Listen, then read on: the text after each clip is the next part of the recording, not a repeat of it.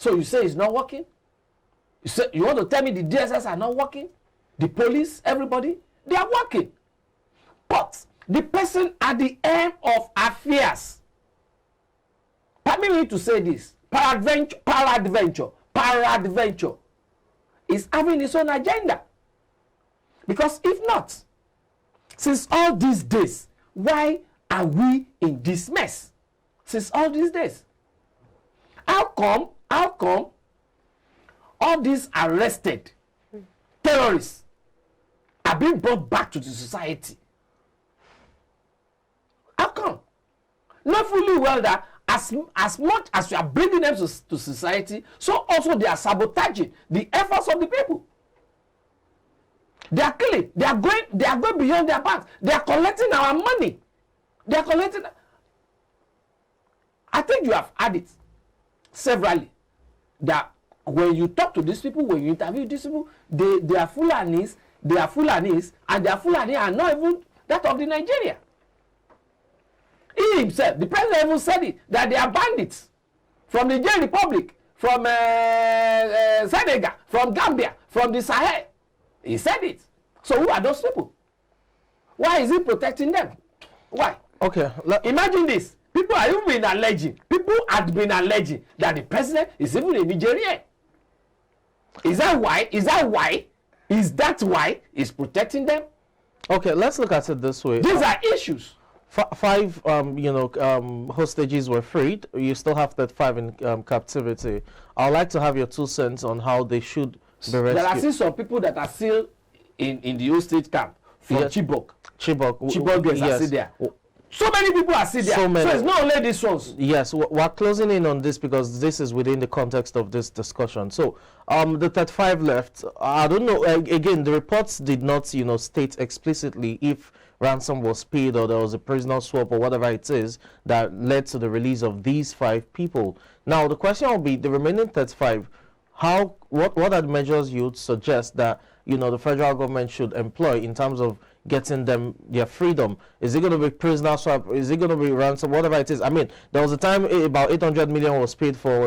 Is it Abductee boys now or the Kangara school children? So, what are the measures that the federal government will deploy to ensure that the remaining 35 are free? That's one. Then 2. How do we address safety within the transportation system? And I'll come to that just after I answer that, because the NRC has suspended train services for quite a handful of routes. You have your Lagos to Kano, you have Ajaokuta, you have Warri to Takpel. So I'm trying to recall the exact. Yeah, but very right, yeah. Different routes and access now. But let's start with the first one. The 35 left in captivity. The two are even the same question. Okay, with the same answer. Okay. Sure.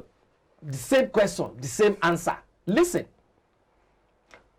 I have been saying this thing for over years, since the advent of this administration, and then when this thing have been increasing, this security have been increasing. Payment of ransom or swapping of detainees. I don't want to call them prisoners. Prisoners, okay. I don't want to call them prisoners. Detainees can't be the answer. It can't be the answer. We just have to face it scarily, if only we are serious. If I were the president, and I am having that real and genuine purpose, all right, to fish out all these people out of my territory, I will face them scarily, once and for all. Because either you like it or not, even our Lord Jesus Christ, while on the surface of the earth, could not collect that crown without the cross, without going to the cross. Without the cross, there can't be the crown. All right? What I'm saying is, yes, while facing it scarily, some people might lose their lives. All right?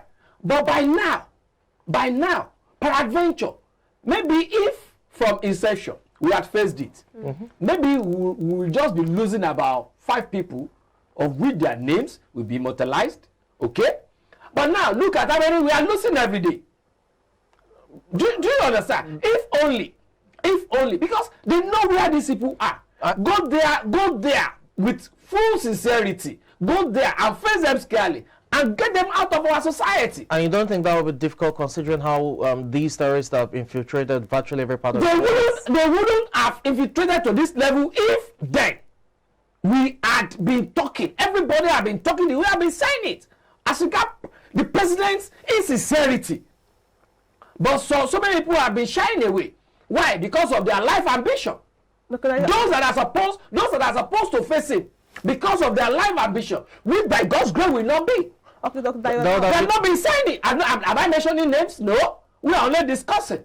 I'm in Nigeria, and we know those that are supposed to have told the government the truth, but they refuse. Forgetting that posterity will judge everybody. And all out war again. Remember, these areas are not necessarily or explicitly designated as a war zone. There would have been. You mean Nigeria?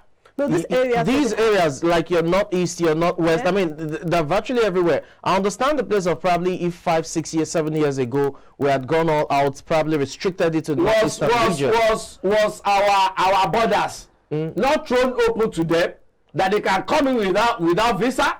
Was our borders not thrown open to them? Why was that so? Was our borders not closed sometimes ago? Were just one person not allowed to be running all those borders? Only one person? Was the truck of that person not caught with all these terrorists? The truck of that person? Was it not caught once, twice? Was it once or twice or 3 times? So what are you talking about? We all know the truth. But those that are supposed to say the truth, they refuse saying it because of their life ambition. Dr. Dayo, now this before now it used to be in the northern part of the country. It's not in Lagos. It's in Lagos. I'm coming there. It's in the southern part of Nigeria now. Just yesterday there was a video that broke out of those people blocking Enugu-Port Harcourt Expressway with their face open. Now not even masked. So now because now it has left the northern part, it has gone to the seat of power, Abuja. Of course, now it's in the southern part of the even close to Aso Rock. What? You remember? Yes, of course. I'm keen about solutions, really. Having identified these problems, the solution, we can allow them after taking charge of the north to come take charge of the south. So that means every part of Nigeria is prone to attacks now. I have told you the solution. No, these are security matters, really, yes. Dr. Dayo. I have told you the solution. Every one of us should rise up. Let us forget our selfish interests. Not until when we drop our different idiosyncrasies. Let us forget that yes, we are going for one position or the other. Let us forget that we are Christians. Let us forget that we are Muslims. But let us see ourselves as Nigerians. Okay? And then let our allegiance go to that nation. And then we join our hands together and solve this problem. Not until when we do that. Inclusive of Mr. President too. I'm not excluding him. Because I would know. It is what I see that I will say. He claims to be a Nigerian. So if truly he's a Nigerian, if truly the Senate President is a Nigerian, if truly House of Reps Speaker is a Nigerian, if truly some of these leaders, we are calling national leaders, they are Nigerians, let us come together and stop this menace. If we don't stop this menace and they are killing your people, by tomorrow, who are you going to lead? Can a leader stand on his own? No. A tree cannot make a forest. No. Rice is being called rice because they back each other. Isn't it? A grain of rice, is that rice? Does it have value? No. It has no value. You will sweep it away. But when you see rice backing each other, even on the floor, you say, this is food though. You will put them together and sieve the decks off and cook and eat. So not until when we, real Nigerians, that are passionate about this country, that say all allegiance to this country, decide to hold our hands together and say enough is enough. We're going to get out of it. Go and buy the old Tucano jet in the old world.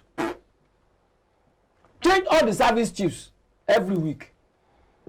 until when the leadership philosophy, ideology tends towards solving it, nothing can be done. Thank you very much for your time on the show. It's a pleasure having you once again. My pleasure being so here. much, Dr. Always. Dayo. My pleasure being here. That Thank was- you for having me. That was Dr. Dayo Kaya, the political technocrat, discussing the release of 5 more hostages from the victims of the Kaduna-Abuja train attack. We'll go on a very short break now. When we return, the show continues. Please do stay with us.